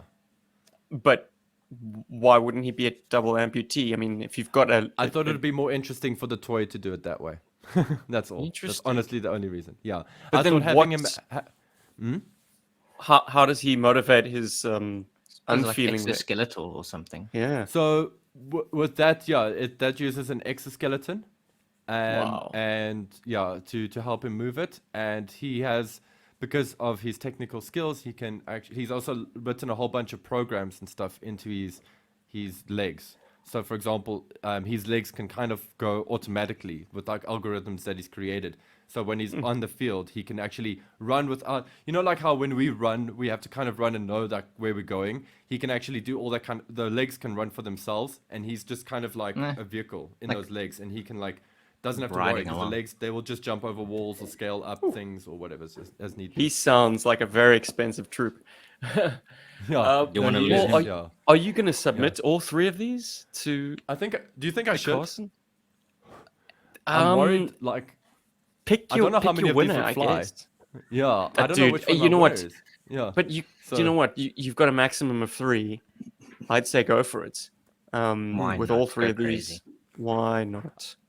I You're might going to just have flesh them to out. condense the information that you've just unveiled to us, because Yes, a yeah. lot of the great stuff that goes into these characters is not evident in the sketches themselves. Like, you need Yeah. to do a write-up. But hats off to you, man. 3 very solid ideas. Wow. Thanks, man. And shot, guys. Yeah. Sweet. Well, yeah, those Which are I mine. guess I'll, brings us to Yeah. our third and final member. let's spin the wheel. Let's Well, spin the wheel. Will it be Robert? Oh, Let's man. find out. It might be. If Stephen was worried that his art skills ended at 14, well, I feel like mine probably ended at 9. Let's have it, Robbie. Yours Exactly, is Robert. far more impressive. So I came back to what do I enjoy about GI Joe? Who's my favorite GI Joe, and who would be a good addition? Who would be able to help him on the battlefield? So I created this character, Boom. That's his code name. I didn't come up with a name Nice. yet, or where he came from. I'm still thinking about that. And it's interesting though, because I like that my layout is essentially similar to how Steven did it. So at least I got to Yeah, 14 man. with my layout. But I love the fact that you included the file card, man. That's just the full I couldn't not, presentation. because it just gives a little bit extra, I think, to it. So, okay, I didn't, as I said, didn't fill in all the details, but the primary ones are there. He's Boom. He's a combat information support. Primary is sharpshooter. His secondary is sound engineer. And He's a GI Joe, right? yeah, he's a GI Joe, definitely. Okay. So there's a combat. GI Joe has a combat information specialist, and that's Scoop. And the Boom is his support. So the file card reads: growing up, he recorded everything everywhere he went, mixing them into the strangest mixtapes. It also got him into a lot of trouble, and eventually GI Joe, where his audio skills would give Cobra trouble. And then the quote is: loud, brash. You always know when he's in the rec room from the sound of his annoying laughter. Out in the field, though, silent as a razor. Ooh, Like it silent means something, razor. obviously, but yeah, I was just like, ooh, it's crazy. It means things. So his basic look is very reminiscent of Scoop. He would have a similar getup. I think the colors would be more like brown and green rather than green and his bright yellow. Just very basic, very straightforward. And I think we, at least for me, where he shines is in his accessories. So once again, he comes with like Scoop, comes with a silenced pistol, so that he doesn't make a lot of noise when he's working with Scoop. As a sharpshooter, he comes with a sniper rifle, so he can shoot things from far away. So that, like, if there's noise from a very long way away that's getting in the way of him doing his job, he can take that out. You can be sure that there's silence on the set. Quiet over there. I'm trying to record sound here. You could keep recording now, Scoop. And and above the rifle is a boom mic, and the boom mic Oh. attaches using the cable at the bottom to the satchel that he carries with him, which is because it's from the 80s and whatever else. It's a nice big recording device satchel, and that goes over his shoulder, and the cable connects to that, and then the cable connects to the boom mic, and he comes with a Classic. backpack, which is it puts the rifle in it, but he can also fit the boom mic in there. The boom mic kind of like pivots in the middle. At least I'd hope it'd be able to. So to pivot over there, and you can fit them both in there. Juk, juk, and then that will go onto his back. Joof. And he comes with headphones, so he's also able to listen to the sound that he's recording. Ooh, headphones are a nice accessory too. Fun. Yeah, Is so that I was just like, yeah. 5 o'clock shadow? Yes, Is that he's it? very much Brilliant. He's a boom because operator. because he's a boom operator and he's more focused on sound than he is on visuals. He's not as worried about his own looks, so I think he'd probably be very disheveled. He's not so worried about how he presents himself. It's more about the audio that he's able to capture out in the field. Being able to hear is more important to him than visual perception. So he's all about sound rather than about his own personal looks and height. I suppose he's not even worried about hygiene probably. I love the fact that his add 5 in o'clock one shadow band. goes so high because, like, I'm a fairly beardy guy, so like I can appreciate the diversity in the line. Finally, we've got like a less manicured beard line. Hell Like, yeah, that's dude, you need someone right like up to his that. cheekbones, man. I think originally I did long hair, but then I thought that would obstruct like The headphones. the headphones. Yeah, so I kept the hair short, so you can fit the headphones onto the head quite easily. I mean, you could even make the helmet like Scoop's helmet, but then I feel he would be too much like Scoop. I mean, I want him to kind of be associated with Scoop, so that you see him and you see them together, and you're like, okay, that is definitely a team, a combat information team that go out there together. Scoop gets the video, he gets the audio, and together they're able to get Hawk and the higher ups the information they need to be able to take accurate and proper action against Cobra. Dude, I love how picture the structurally Sunbow. your drawing is Yeah. exactly an O-ring GI Joe. Like, well, I can see the crotch piece, I can see the articulation. If I had to points. draw Brilliant. something, it would be so much easier to draw it as an action figure than me trying to draw him as an actual person. Yeah, in an action if I just pose, make him look like sure. exactly, if I make him look like an action figure, it hides my 9-year-old drawing skills. I also like I that he see doesn't have refrain hands. Does he shoot stuff out of them? No, I just can't do hands. That's why also No, originally I don't didn't blame draw the you. I'm feet in just being a either, bitch. because I was like, I'm full Rob Liefeld. I cannot do hands. I cannot do feet. So I was just like, but I had to kind of make it at least look like he's kind of got feet going on there. His little stumps. Well, they're already looking better than Liefeld's feet. So Yeah, they're So like the kind of like burning stretched to question- little points. The burning question I have is: are you going to do the bold move and submit? Submit, boom. I don't see why not. I think it's a fairly straightforward concept. I can flesh him out a little bit more. I can work a little bit more on the file card. The file card gives a bit of information. Obviously, Larry can do whatever he wants with it. I think I definitely will. Why not? Take a shot in the dark. I would love to brilliant. finally have someone who works directly with Scoop. I can, yeah, man. Yeah. I was just gonna I say think I that'd can be quite totally cool. imagine the Sunbow episode that this guy would be great in as well. Like I can see for example, a Sunbow episode where the population's been mind controlled, or maybe Cobra uses Cold Slither again, Yeah. and then Boom would be the guy who inverts that, reverses that. Yeah, he figures that it out. He phenomenon. figures Yeah, he out uses, why whale what's going sounds on, with, and he fixes it. Yeah. Yeah, it's like a mix of whale sound and masturbating, gorillas or something, and then that just snaps the population out of it. Or for example, sound is such a powerful thing that you can actually use it to really confuse people in the battlefield as well. He can work with people yeah. like Psych Out as well. Yep. And if he was on Cobra, he'd probably work with Medusa too. Enhancing her pheromone actions. Can I I thought just say my favorite detail of all, and it's something that is so simple, and yet Paul and I both squarely skipped over it, and I'd like to imagine you've used it in this, is that it's the standard GI Joe black hose that would connect his boom to his, Exactly. his recording equipment, and that just screams 80s or late 80s. Well, no, it was used in the early 80s as well. Like, Yeah. that just screams GI Joe to me. That is so authentic. Excellent. And excellent that's also art. why I had like the satchel be so big, because I mean it's recording equipment from the 80s, and it makes him fit more with Scoop, because Scoop's Oh equipment yeah, obviously Scoop's is laughable camera. he's Like, definitely from the whoa! 80s. It's huge, you Mhm. know, and I just felt like it's a good companion piece to him. Yeah, I mean, definitely. If anyone's drawing looks like it's done by a kid, it's mine. So I'm sorry, Steve. I win in that regard. So, Bravo, Hey bravo. guys, this is Robbie. I have a little character that could Scoop my favorite person, and I think Boom would be his cool best friend. Yeah. I love that Well, you did look, that though. that's stellar. I wish all our submissions luck. And as Hell I say, yeah. I would be happy just to just get some inkling of the rejection process.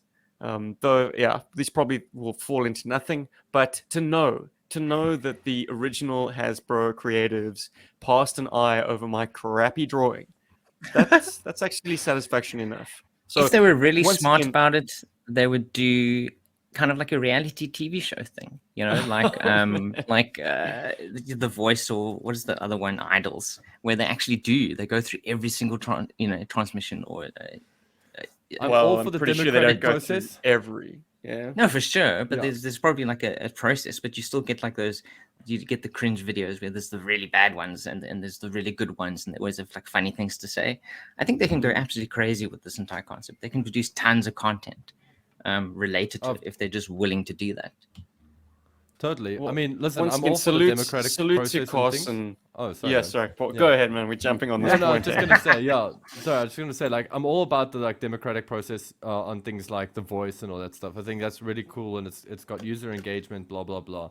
But as a creative, as somebody who works in this field, I always find that it's stronger when creative, experienced creative professionals are actually, you know, debating these kind of decisions and. Oh no, actually for voting sure. on these I'm just thinking of the decisions within their entertainment own value. bubble, yeah. You know, obviously, I mean, the more professional direction would be for them to look at them. They probably have assistants who kind of like wheedle out the ones. They probably have a criteria. I'm guessing they already have a criteria, a list of things that things have to hit, minimum.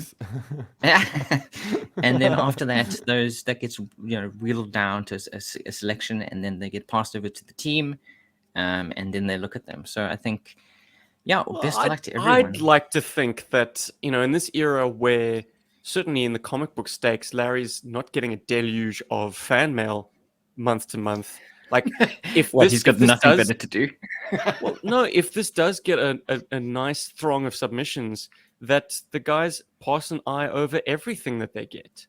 And I then would they like kind to of think compare notes. Yeah, I don't Yeah. think there'll be a screening process. I think you definitely will get eyes on your production if you do submit something. So I would encourage anyone listening to this, anyone who's a fan of GI Joe or GI Joburg or All and Sundry, like, you've seen, hopefully, if you watch the YouTube version. If not, I'll put the images up on Insta and all that jazz. But you've seen how crappy, certainly Rob and my presentations are. So it runs the gamut from all the way from like child doodlings right the way to professional artists submitting awesome ideas. So like, just do it. What have you got to lose? Absolutely Exactly. nothing. You've got I mean, nothing to lose because you started with nothing. even if your so go drawing for it. skills aren't good, you saw people producing their own custom figures, which will be so easy for them to kind of like imagine and rework into a completely new custom figure. Or just even images. If you're good at like collages, just kind of like putting stuff together. Photo bash. the However damn you thing. feel you can do it, Yeah. just get it done. And even if it has no fate other than just the creation in your hands, like, I will treasure my little drawings. Like, this was a blast. I had the best Yeah. time just falling down the rabbit hole of like, yeah, let me put some technical greeblies here, and let me make the weapon port integrate with the original bat weapons, and let me stick it on his back and make a backpack out of it, thereby cutting down an otherwise useless accessory piece. Like, awesome. Make the chest plate open. Whoa, have exposed brains. Yeah, man, just let it all fly at the wall, see what sticks. But I think Exactly. we're going to put a pin in our Operation Recall expose. Check out the websites. Challenge yourselves. But let's flip it over to my favorite section. Hey, Robbie. Have you got a response from last week's episode? Comment that you- time. Yeah, man. Let's have it. If you want your comments read out by Rob for consideration, check out our YouTube comments thread, and maybe your letter will be selected. Hell yeah, dude. Yes. So there were so many people submitted their own ideas of like their own sub teams, and I definitely say go check all of those out. But I thought the funniest comment, because obviously someone would pick up on this, because we always seem to be coming up with other things we talk about other than GI Joe, like Heberg, I suppose Transformersburg. So Zantara, Bergformers. she commented, Putting that on. "Rest in peace, GI Joburg, 2013 to 2022. It was a good run. Long live RSA Watchberg." Because me and Paul decided to talk about watches when Stephen had to step out for a moment. I had forgotten about I'm not that. gonna lie. I saw that and I was like, wait, hold on. Is this in reference to us talking about stuff that we've been watching? And then I re-listened to the episode. I was like, oh yeah, we spoke about We talked watches. about watches. We literally went on a sidetrack about watches. But there were some really cool teams. I think definitely everyone go and read the comments. People have provided some really interesting teams there. It's fantastic. There's some very cool ideas. It's our comments section is still great. So thank Hell you. yeah, Alright, dude! I think rules. people actually put a lot of effort into. I mean, they actually watched the episode, which awesome. But then they actually decide to kind of like say something afterwards, and I think that's really cool. You know, And the nice thing it's- about our episodes is they're roughly about an hour and a half. Sometimes they get close to 2 hours. So if you are thinking of commenting, you can sit there and you can write your comment out, and you've got a good amount of time to actually hit the proofread, into proofread maybe and edit stuff. it a bit. But Maybe even have a Makes longer. conversation with me in the comments thread, because I sometimes jump in there and we have it out. Good Likewise, yeah. times. Guys, Um, let's round up with some incredible new shit. I know I've got some great stuff. This is part Ooh. 3 of the Mauler Joe gift box. Oh my a goodness! wild and varied box containing 2 Maulers, as we've spoken about in weeks prior. Last week I mentioned he gave me 2 carded childhood Joes of mine, which it was a great reuniting. But this week, let's talk a little bit about what was at the bottom of the box, which was perhaps the biggest surprise of all. Spider. The man had a sense of humor about it. He called it the Mauler Joe toilet paper, and it was in a glorious like flip folder, like a Wow. hard cardboard flip folder with an elastic band to seal it up. You open that, and it is a wealth Oh my of god. pamphlets, No catalogs, ways. promotional material from around the world. You had the Benelux sort of dossiers with their Oh my word. gorgeous Oh, photographs. we have to talk about those. Those look amazing. Sorry. They are so amazing. Like Outback rappelling through a crevasse, and Big Boa in like the Cobra sparring Ring. temple, it looks Area. like. Tunnel Rat tunneling through a tunnel. Outback doing a rope crossing across like a cascading waterfall. Jinx in a dojo. Raptor looking pensive as he ponders whether he's going to jump off a cliff or not. Amazing stuff. Amazing stuff. And demands an episode. Can't blame in and him. of It's probably return itself. season. Sorry. I'm swamped. I can't take it. But there was some stuff there that I'd never seen before. An enormous wall poster, Oh my god. which celebrates the Sky Patrol, but also a whole bunch of like late 80s GI Joes, which I think were stickers that you collected and stuck on this wall poster. I included Scoop.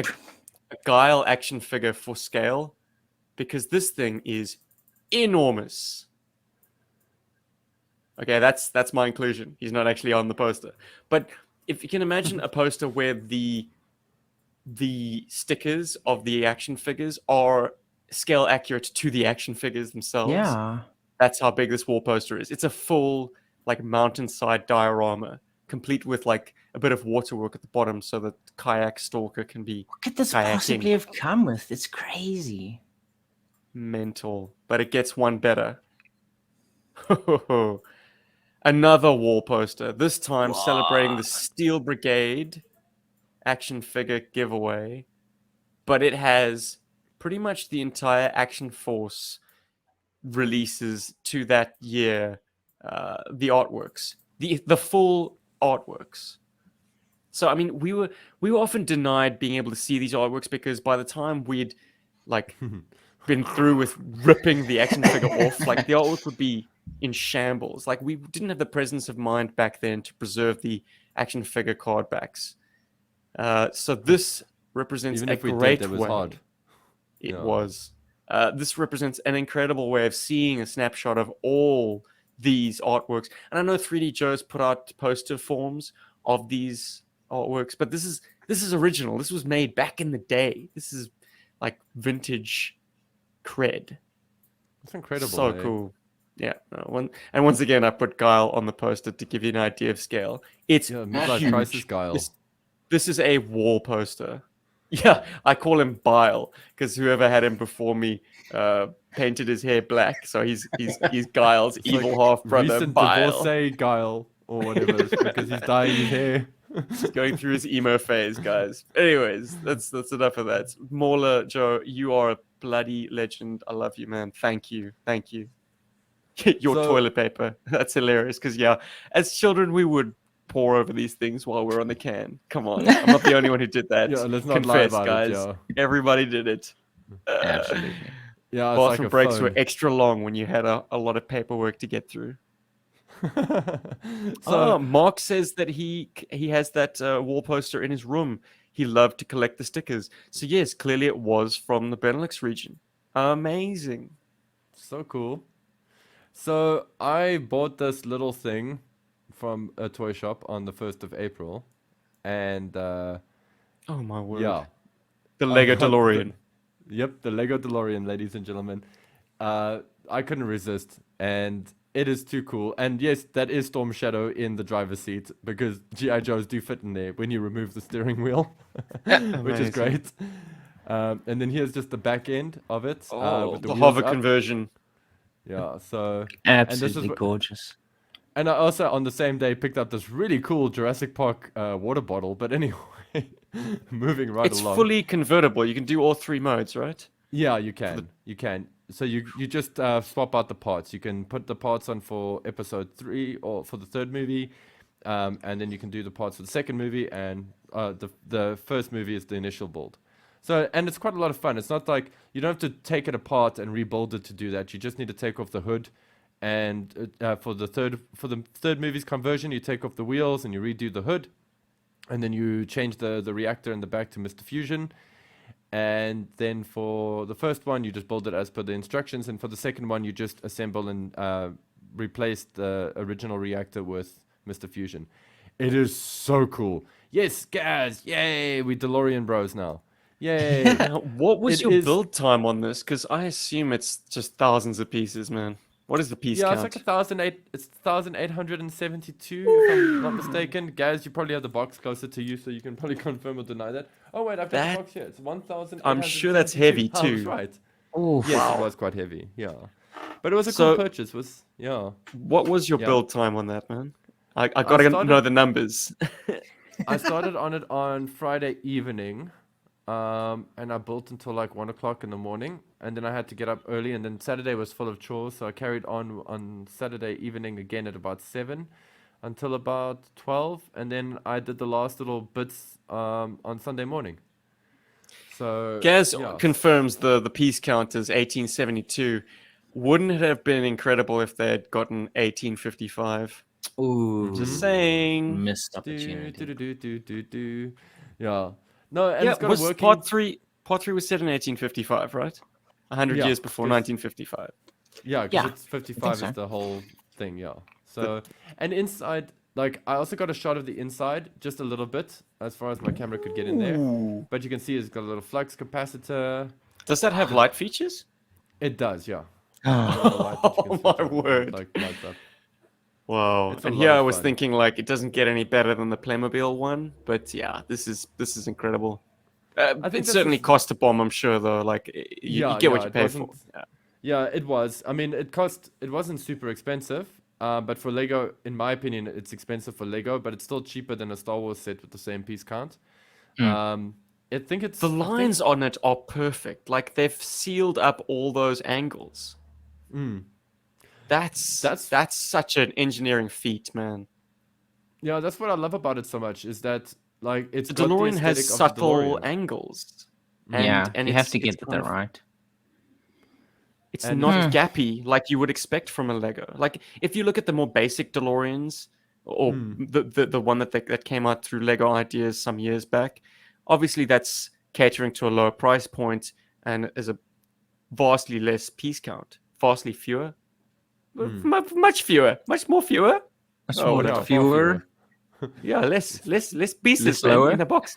Anyways, so there's obviously some more rudimentary designs in getting the angles of the chassis, but this looks sublime. Jeepers, they've nailed it. It's insane. I really had a lot of fun building this, and I love like some of the parts, and it was the first big Lego build I've done in a long time. I think the last time I did a Lego build that was close to this was it's called the Scuttler from the Batman Lego movie. That was the last one I yeah. built that was pretty big, yeah. So it was great to do some Lego, and the cool thing is when I got it, they gave me a little free gift, which is like a little Easter set, and that was essentially Cecilia's first ever Lego set. You know, she's had Lego before growing up, but she's never had a set before. So she really had quite a lot of fun building up this little Easter Lego set. Like So with this little- her first set was an offcut from your amazing purchase. was a bonus. Hey, thing, that's love. But she loved it when she saw it. She was like, "This is so cool. Can I build it?" And I was like, "Yeah, Yeah, why you can not? totally build it." You know, You're gonna have to have something to do while I'm building this. exactly right. Hey. Uh-oh. Anyway, I hope she doesn't hear this episode. Anyway, and then just to come back to Joe Mauler, well, he decided that Rob and I also needed to have some cool toys, and so he sent this to Rob and myself. So. Wow. So just so our listeners know what you're looking at, we got a whole bunch of carded Joes from Mauler Joe. We'll start with the top ones. It's a carded Ninja Force Storm Shadow, a carded 88 version 2 Storm Shadow, which is just amazing. I've never even seen a carded 88 Storm Shadow. You know. Oh, So you that poor just- dear Joburg. Yeah. Shame. No, friends of mine had it, but I just never Shame, saw it. They shame. obviously bought it out of the stores before I did, you know, people. They got And there then- before you. Okay, and then there's some non-carded stuff. So there's a Ninja Force Zartan, which I'm so happy about. He is so cool. And Ninja Biker Force Zartan. Scarlet. And Ninja Force, Ninja Force, a normal, not Ninja Force Mace. And then Deep Six, which is Joe Mauler himself. So he just threw that in there, which is Threw Deep himself Six- in. Version 2 Deep Six is so great. It's I'm an just putting it awesome out toy. there. I have the I fun school s- version. Oh, it's such a cool toy. And then Rob got a carded Scoop, a carded Hell yeah. Hydro Viper, and Finally have then another one. the retro O-ring GI Joe, Snake Eyes, and Storm Shadow carded were sent to Rob as well. And so, Rob, you've got a whole bunch of cool toys to look forward to come Monday or Tuesday. Hopefully, they'll arrive soon on your It side. blows my mind. It's like people are too generous. Like when I say that, I like it's like absolutely appreciate it. Like it's amazing. I was shaking. Dude. When I got this box, I mean, I was excited, and Joe didn't tell me what was in the box, at all. He just asked me if there was anything that you guys might be looking for, and so I put in some suggestions. But it turns out I really didn't need to, because he really pays such attention to the podcasts and to us talking, and he just has a good gauge of what he thinks we would like. I mean, and just must looking say at the he stuff that he got nailed it. Steven as well, the level of like thought that goes into it is absolutely incredible. Like, thank you so much, Joe. It's absolutely And that's a sentiment that I find that like anybody that's donated or contributed to our collections from the Berg Force, that's something that I see that you guys share, that you guys really do have a sense of what we like, and that's really, really awesome of you to take that time out of your lives to, set aside, a moment where you go and find something in your collection, or go and look for a toy for us or something, and you send it to us, and it's got so much thought and so much love, and it's really appreciated. And then you get a box like this, and this is like anytime I get this box and I open this thing up and I see a hint of a carded Ninja Force Storm Shadow, so I'm like, okay, that's cool. So I picked that up. I'm like, I didn't even notice the rest. And then I look down and I just see a carded Scoop and a carded Hydro Viper, and I'm shaking. My hands are shaking. I'm like, oh my word, this is like just super excited. I had to actually wait a little bit before I could message the guys to go, oh my god, look what arrived. And then I just took. It's It's amazing. An entire box for Storm Shadow GI Joe. He really packaged it so good. Oh wait a minute, guys! There's more stuff in here. It's the assault on the sort of nostalgia senses, because how long has it been since we touched the sort of the naked cardboard and attached bubble of a thing from 1988? It's Like, insane. this isn't something we do regularly, and I'm convinced that even carded, like mint on card collectors, don't do it regularly, because the stuff probably Sealed in stays in a plastic. in like a star case or something. So it's just there's something magical about just feeling the original presentation again and being transported to that time where you're at the local supermarket and you're flipping through dozens of these on the Yeah. pegs. But I've got a question for you, Rob. Are you now going to become a carded Scoop collector? Because you've got two now. Now One from I've got Mr. two. Murrell, and now from one from Joe. And If you it got- happens, it happens. it'll happen I can't- organically because it'll be from donations only, I assume. You're not going to start hunting them yourself. I'm not from going the to hunt aftermarket. them down, no, for sure. I want other people to also to be able to own Have Scoop. Everyone needs a Scoop. I think every Rob, collection you is are the incomplete preeminent Scoop until you have them. fan. So I'm starting to think like any like subpar like beat carded Scoops out there, like you might Oh come my to God, I'm more just than a gonna have- few people's minds as a I'm as gonna a, as have a a- grateful I- recipient. One Yeah, day so- I might even be able to have a cool Guinness World Record. Man who owns the most Scoops. I think Like 5. That would be a lot for I one could be so person. happy. Five would be a lot. I don't think anyone would match that anywhere in the But world. Rob, I believe you have competition, start it because there is here. there is a dude on Insta called Scoop Around the World or something like that. Yes, he's fantastic. I follow him. He is Yeah. definitely a huge Scoop fan. He takes him everywhere he goes. He takes pictures of him absolutely everywhere, and he's definitely my spirit animal. If I could take Scoop places, I would do exactly the same thing. I would take Well, the pictures race of is him on. Who's absolutely the more everywhere. infamous Scoop fan? Is it Scoop Around the World or rubbing? Rubbing? Loving Scoopful of Rob. Rob the loving But- Scoopful? I don't know. You've had no say in this nickname, Rob. I've just kind of organically given it to you. And that is that. But guys, I think we got to wrap up this show, man. We're running yeah. long. It's been an time. incredible journey. Thanks as 245. always to our incredible Berg Force. The patron tribe grows stronger and stronger each week, each month. You guys keep the lights burning even when ESCOM, the national power provider, does not. We love you. Thank you very much for helping. Thank you to everyone for listening. That helps us enormously. The commenters, I love jumping in that section and having it out with you guys. And who knows, your comment could feature in an episode, courtesy of Rob. Hell yeah. Also, thank If If you want to get to hold of the Bergforce show in a members. kind of long form email format, you can get hold of us on arealsouthafricanhero@gmail.com. I'm sorry I cut you off there, Paul. Go for it. No worries. I just wanted to say thank you to the Bergforce members who submitted sketches and file cards and unleashed their creativity on this topic today. You guys Submit. came up with some amazing For sure. stuff. I mean, Yeah. I mean, hopefully this is a good first run to kind of like get the nerves out and be ready to actually submit to the real guys, the guys who will hopefully make a figure out of your creations. Do it. And I think so We've- many we've Are seen you them- going to doctor your Like all of them. ideas, gents, or are you going to, like, as of recording, you're going to just send it? No, I'm gonna make mine a See little what bit more happens. presentable. I think I'll Paul has do to a work few- on his a bit more, but I think mine is Yeah. pretty solid. I'll do I a want few to say more it, Paul, callouts. but yours a bit shit. It's Yeah, I mean, crap. compared to ours, like we Yeah, really mine's put a like lot of really effort in messy. there. Yeah, so- but Like ours all fit onto one page. Yours was like on multiple pages, and I could see like the Next time, it's fine, Paul. You'll be an artist one day. Fine, I might even throw myself a picture of myself, a photoshopped image of myself riding a dolphin or a honey badger or something. That way they know I'm like quite badass. Just in the portfolio. For reals, he knows it. Yeah. Oh, you're welcome, Bob. Thank you for joining us live and being here with us. Yeah, man. Thanks to the Berg Force guys who were able to show up this fine recording.